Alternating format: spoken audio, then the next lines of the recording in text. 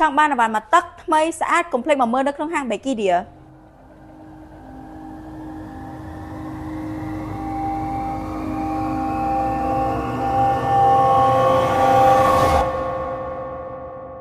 បងបងកាត់ជីកាត់ថានៅក្នុងហាង Becky Dear យើងមានតែអាវ៉ាន់ថ្មីទេត្រូវអត់ប៉ុន្តែអាវ៉ាន់មកទឹកក៏ពួកយើងមានដូចគ្នាដែរអញ្ចឹងនេះនៅខាងមុខយំនេះគឺជាអាវ៉ាន់មកទឹកទៅលើ MacBook Air ជាមួយនឹង MacBook Pro ឬក៏នៅខាងក្រោយនេះបងបងអាចមើលបានថាពួកយើងគឺមានច្រើន spec មែនតើអញ្ចឹងចូលទៅដល់មុនដំបូងនឹងទៅលើ MacBook Air បងបងចំពោះ MacBook Air យើងមានចាប់ពី MacBook Air M4 និង Air M3 បងបងអាចមើលបានមានពីរពណ៌សម្រាប់ឲ្យបងជ្រើសរើសមានដូចជាពណ៌ Midnight ជាមួយនឹងពណ៌ Starlight ហើយចំពោះតម្លៃវិញក៏ល្អដែរតម្លៃចាប់ពី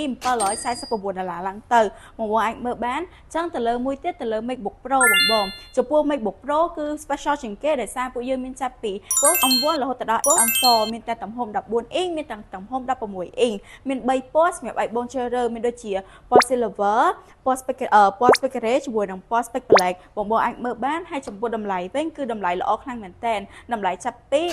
$1049ឡើងទៅហើយជាពិសេសមួយទៀតមានការធានាត្រឹមត្រូវទៀតបងហើយបងក៏បារម្ភថាមានជារបៀបថាខូចឬក៏បាក់បែកអីយកមកជួសជុលគឺអត់ទេពួកយើងហ៊ានធានាថាគឺអវ៉ាន់98ទៅ99%គឺនៅថ្មីស្អាតតែម្ដងមួយទៀតចំពោះអ្នកដែលគាត់ចង់បានជាមួយនឹងប្រភេទ Mac Mini អវ៉ាន់មកទឹកក៏ពួកយើងមានដូចគ្នាដែរអញ្ចឹងបងកុំឲ្យរំលងណាមានតែមួយគ្រាប់នឹងឯងអញ្ចឹងបើសិនជាបងមានតម្រូវការអាចមកមើលនៅក្នុងហាង Becky Dear យើងផ្ទាល់បានឬក៏មួយទៀតបងចង់ដឹងតម្លៃច្បាស់បងអាចទៅមើលនៅលើ caption ខាងលើដែលពួកយើងដាក់បានសូមអរគុណ